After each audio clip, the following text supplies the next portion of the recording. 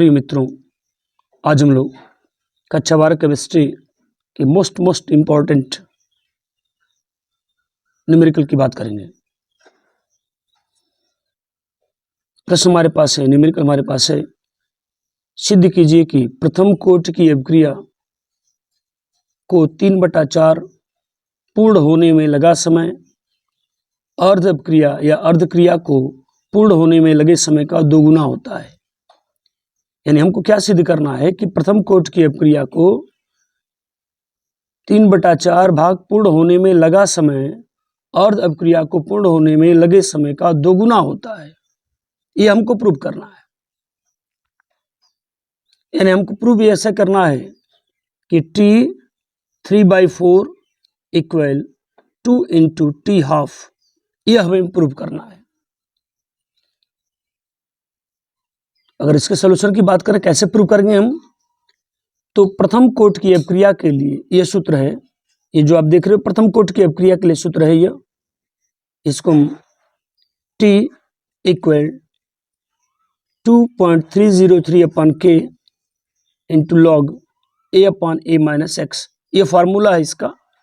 प्रथम कोटि की अभिक्रिया के लिए यह फार्मूला है।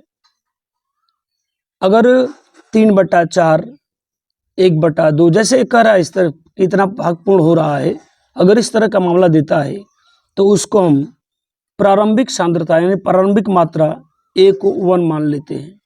ध्यान देंगे, आपको ये समझना यहाँ है कि यदि प्रथम कोटि की अभिक्रिया को 3/4 2/4 2/5 जितना कह रहा है कि पूर्ण होने में लगा समय, तो अगर इस तरह के आपसे पूछे जाते हैं तो उसमें प्रारंभिक सांद्रता A का मान हम 1 ले लेते हैं। और x की बात अगर करेंगे तो x क्या है, इस फार्मूले से मैं बात कर रहा हूं।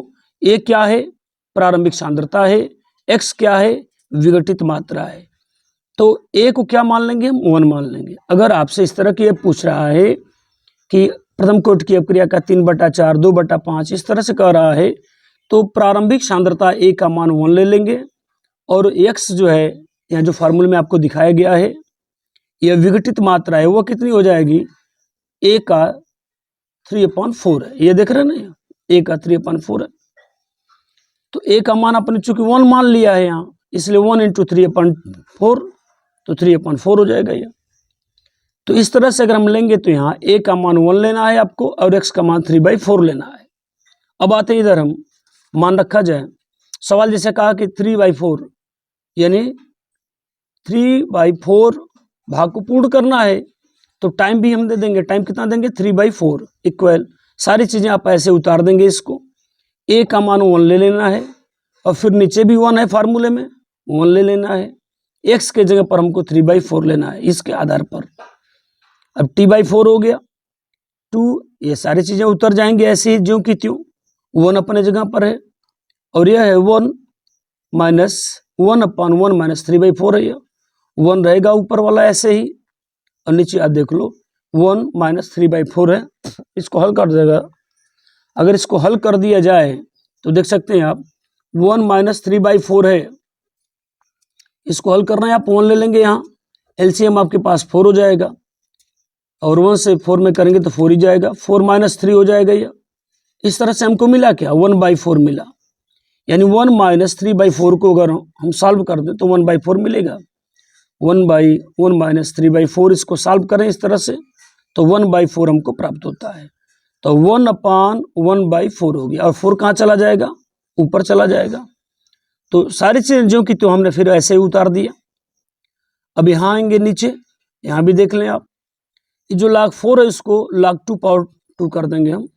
2 × 2 4 होता है, जानते ही हैं। तो log 4 को log 2 कर देंगे।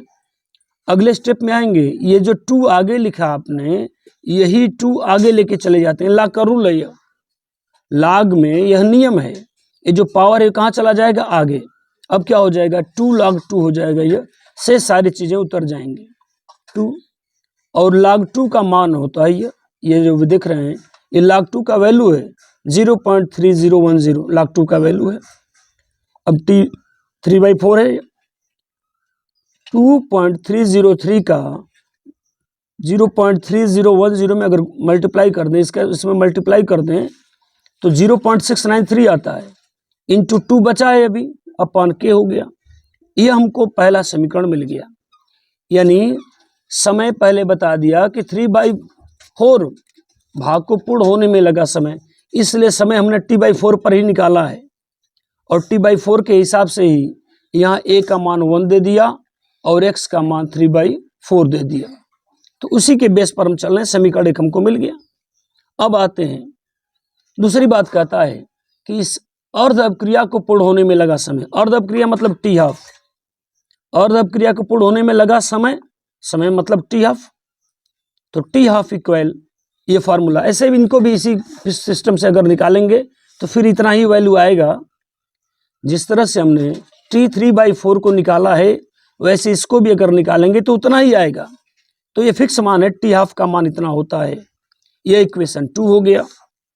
अब हमको क्या करना है, इक्वेशन 1 में इक्वेशन 2 से भाग दे देना है।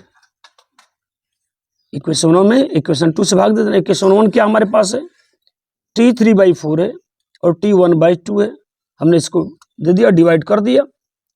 तो सेम वैल्यू है, देखिएगा 0.693 अपॉन के इंटू 2 और इसका अपॉन क्या है 0.693 अपॉन के। इससे इसको यहाँ कैंसिल कर देंगे, हमारे पास बचेगा क्या, सिर्फ 2। तो t3/4 अपॉन t1/2 इक्वल कितना आया, 2/1 आया। अगर इसको हम क्रॉस मल्टीप्लाई कर दें तो t3/4 अर्थात अभिक्रिया के 3/4 भाग पूर्ण होने में लगा समय, ये क्या है, अभिक्रिया के 3/4 भाग पूर्ण होने में लगा समय, अभिक्रिया के हाफ का अर्ध अभिक्रिया को पूर्ण होने में लगा समय t½ का दोगुना होता है। यानी अभिक्रिया के 3/4 भाग को पूर्ण होने में जितना समय लगता है वह समय अर्ध अभिक्रिया को पूर्ण होने में लगे समय का दोगुना होता है। यही हमको प्रूव करना था। उम्मीद करते हैं यह आपको बात पूरी तरह से समझ में आ रही होगी। ये प्रश्न बहुत इंपॉर्टेंट प्रश्न है, जानते हो।